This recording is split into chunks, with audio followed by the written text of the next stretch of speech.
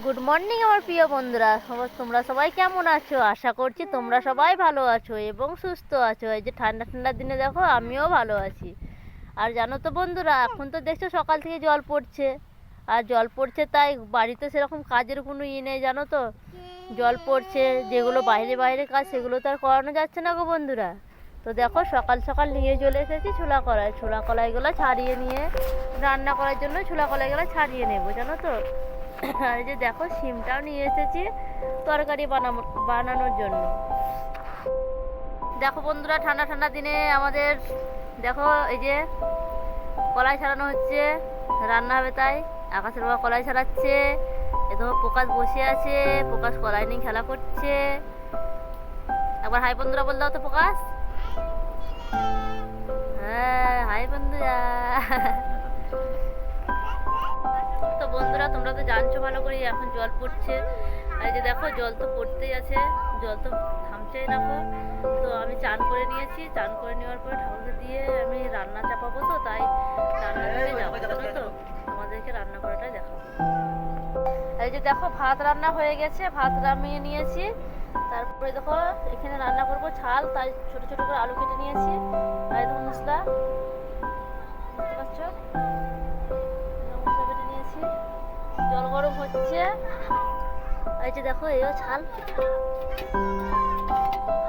ছালগুলোকে ছাড়িয়ে নিব, নিয়ে রান্না করবো, জানো তো।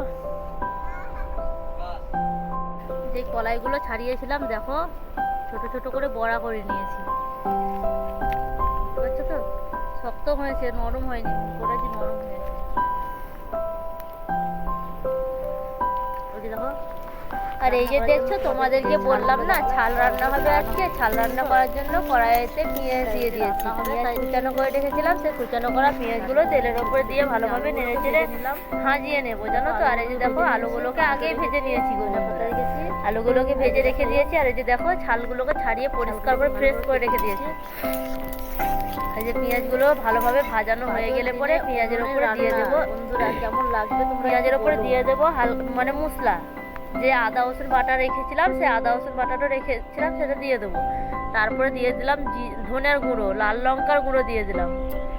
আর কি বলতো বন্ধুরা, লাল লঙ্কার প্যাকেটটাই আমরা ব্যবহার করি, জানো তো। লাল লঙ্কার প্যাকেটটা ব্যবহার করি কেন জানো তো, কারণ আমাদের শুকনো লঙ্কা খাওয়া সহ্য হয় না, তার জন্য আমরা লাল লঙ্কার প্যাকেটটাই ব্যবহার করি।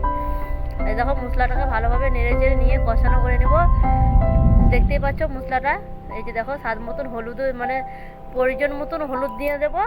তারপরে দিয়ে দেব স্বাদ মতন লবণ, এই যে লবণ দিয়ে দিলাম। আর দেখো আমার উনুনটাও ভালো জ্বলছে কিন্তু বন্ধুরা, জানো তো। আর ঠান্ডা ঠান্ডার দিনে উনুনে রান্না কেমন লাগবে বলো আজকে। আর এই যে দেখতেই পাচ্ছ টমেটো কুচানো করে রেখেছিলাম, টমেটো কুচানোগুলোও দিয়ে দিয়েছি, আর সাথে দিয়ে দিয়েছি 4 পিস কাঁচা লঙ্কা।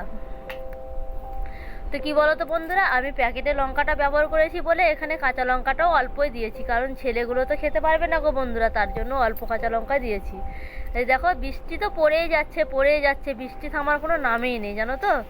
বৃষ্টি থামছেই না গো বন্ধুরা, বৃষ্টি থামবে কি করে, কারণ মেঘ তো ঘোর ধরেই আছে। আর যে দেখো ছালগুলোকে কেটে রেখেছিলাম, সেই ছালগুলোকে দিয়ে দিচ্ছি।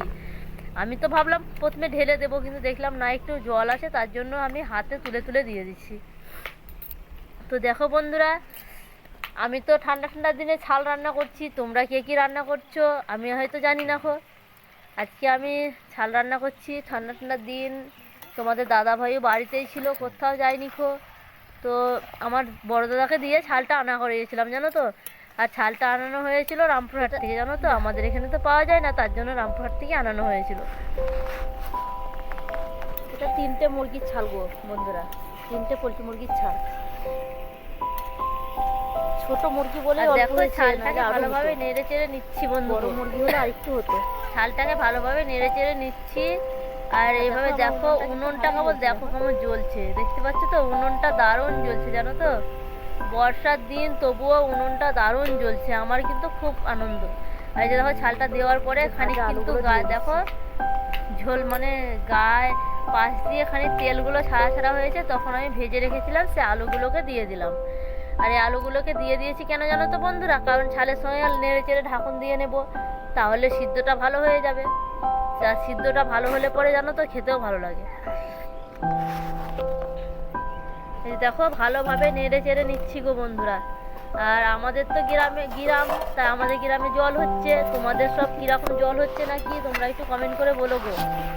আমাদের তো জল হচ্ছে, তোমাদেরকে আমি দেখাচ্ছি, কারণ আগের দিনও জল হয়েছে, আজকেও জল হচ্ছে জানো তো। আর এই যে কেটে রেখেছিলাম ধনে পাতাগুলো, ওই ধনে পাতাগুলো দিয়ে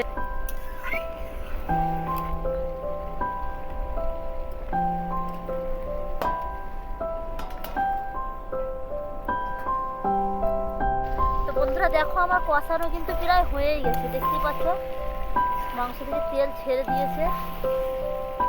আর একটা মানে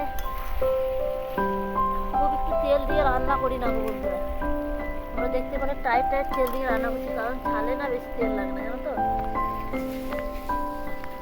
আর এই দেখো আমি রান্না করতে করতেই চলে গেছি, আমার যে বাসনগুলো পড়েছিল, এখন তো জল অল্প পড়ছে, তার জন্য ভাবলাম যে মানে তরকারিটা হতে হতেই বাসনগুলো ধুয়ে নিই জানো তো বন্ধুরা। আর এই কী বলো তো, জল পড়তে লাগলে তখন বাসনগুলো ধোয়া হবে না জানো তো, তার জন্য আমি ভাবলাম যে বাসনগুলোকেও ধুয়ে নিই। তাই দেখো বাসনগুলো ধুয়েও নিচ্ছি গো, কারণ মেঘের অবস্থা তো ভালো নেই জানো। আর জলে ভিজে ভিজে কত কাজ করব বলো, সকালে একবার জলে ভিজেছি জানো তো, সকালে জলে মাথাটা পুরো ভিজে গেছিলো, তাও তো গামছা ঢাকুন নিয়ে কাজ করি আমি। তাই দেখো জল হলে কিচ্ছু করার নেই জানো তো, গামছা ঢাকুন নিয়ে কাজ করো, ছাতা নিয়ে কাজ করো, কিন্তু কত আটকাবে বলো, কিচ্ছু করার থাকবে না, বাসনগুলো ধুয়ে নিই। এই দেখো কষানোটা প্রায় হয়েই গেছে, তার জন্য আমি জল দিয়ে দিলাম। আর জলটা কম দেবো জানো তো বন্ধুরা, জলটা দেবো একদম লাগা লাগা করে, যাতে খুব একটু বেশি ঝোল না হয়। তোমরা দেখতেই পাচ্ছ অল্প জল দিয়ে দিয়েছি যাতে লাগা লাগা হয়, আর লাগা লাগা হলে পরে তরকারিটা খেতে দারুণ লাগবে জানো তো। দেখো আমি খুব একটু ঝোল করছি না গো বন্ধুরা, দেখো ঝোলের ওপর দিয়েই দেখা যাচ্ছে, এই যে দেখো হালকা ঝোলের মধ্যেই রান্নাটা করছি জানো তো। আর কি বলো তো বন্ধুরা, মানে জল পড়েছে তো দিন ঠান্ডা ঠান্ডা ভাব লাগছে জানো তো, ঠান্ডা ঠান্ডা লাগছে, নিয়ে কাজ করতেও ভালো লাগছে না জানো। কি আর করার আছে বলো, করারও কিচ্ছু নেই। তো দেখো আমার রান্নাটা কমপ্লিট হয়ে গেছে, দেখতে পাচ্ছ রান্নাটা হয়ে গেছে। আর রান্নাটা হয়ে গেছে বলে আমি তরকারিটা নামিয়ে নেব। ঠান্ডা ঠান্ডা দিনে উনুনে রান্না গো বন্ধুরা, তোমরা সবাই খেতে চলেছো। আর এই যে দেখো ভাত বেড়ে নিয়েছি, এই যে দেখো ছাল রান্না আর ছোলা কলাইয়ের বড়া গো বন্ধুরা। আর বর্ষার দিনে আর কি করব বলো, আর সেরকম কিছু করতে পারিনি জানো তো, কারণ ছালটা ছাড়াতে তো অনেক সময় লাগে। তারপর দেখো দুদিন থেকে ছাগলগুলো না ঘরের ভিতরেই ভরা আছে জানো তো, তাই ওদেরকে দিয়ে দিলাম মার জল, ওরা মার জলটা খেয়ে নে। আর তোমাদের দাদাভাই এখানে ঘাস এনে দিয়েছে, ওই ঘাসগুলোকেই খাচ্ছে ওরা জানো তো। কি বলো তো বন্ধুরা, জল না পড়লে ছাগল গরু একটু বাইরে যেয়ে চড়ে বড়ে আসে, কিন্তু জল পড়ছে তো তার জন্য ওদের কোথাও যাওয়ার জায়গা নেই।